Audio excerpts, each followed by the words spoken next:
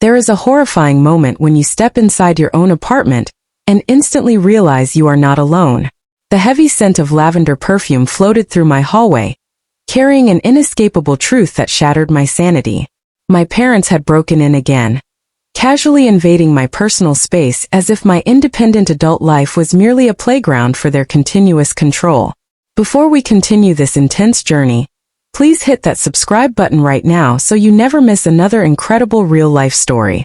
My name is Mallory, and growing up in a quiet suburb near Seattle meant living under a microscope where personal boundaries were strictly forbidden. My mother Roxanne and my father Russell believed that genuine parental devotion required endless monitoring, constant supervision, and total behavioral compliance. I was conditioned to believe that keeping quiet was the only way to be a loving daughter, sacrificing my peace to satisfy their need for total authority. When I turned 27 and moved into a bright, fourth-floor apartment downtown, I foolishly convinced myself that I had finally escaped their suffocating grip. But on moving day, Roxanne manipulated my guilt until I reluctantly handed her a spare key for emergency situations.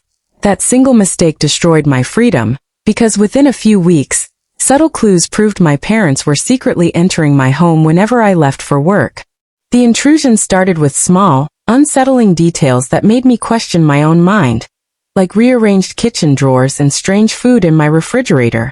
Roxanne started leaving elaborate cooked meals on my counter accompanied by possessive notes reminding me that I was incapable of taking care of myself. My father defended these break-ins, insisting that my need for privacy was just a dramatic phase that any caring parent had the right to ignore. The emotional damage ran deep because these unexpected entries triggered childhood memories of my mother constantly searching my private bedroom belongings without permission. One morning I even found my younger brother Bryce hanging out on my couch because Roxanne handed him my key, so he could crash at my place without asking. When I confronted them and demanded my key back, they dismissed my anger, claiming that an empty apartment belonged to the family regardless of who paid the rent.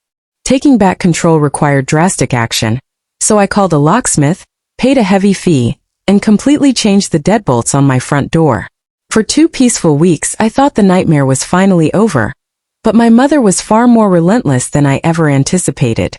I came home one evening to find Roxanne sitting comfortably on my sofa, proudly holding up a brand new key she had tricked my landlord into giving her.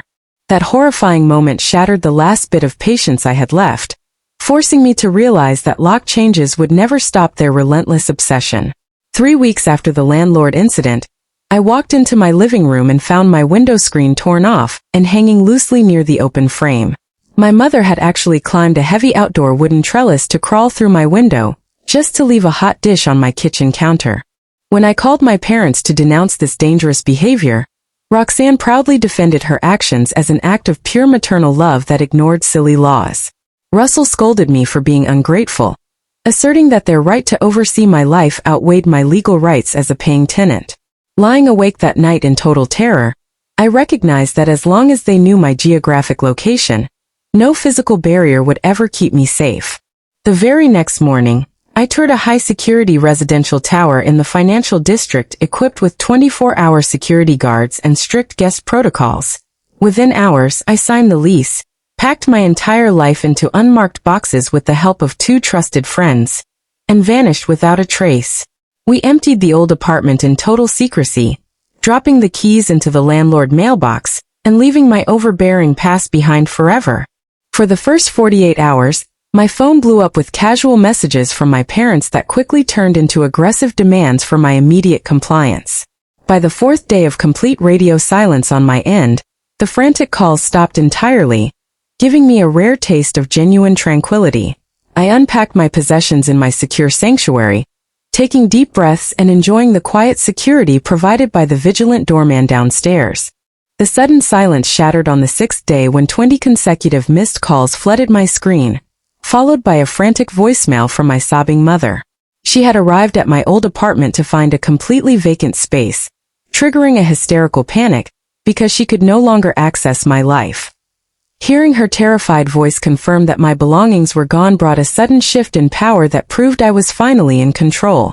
I waited 3 full days before returning their frantic calls, keeping my voice cold, steady, and entirely detached from their emotional manipulation. Roxanne screamed into the receiver, demanding to know my new physical address while my father furiously accused me of abandoning the family without cause.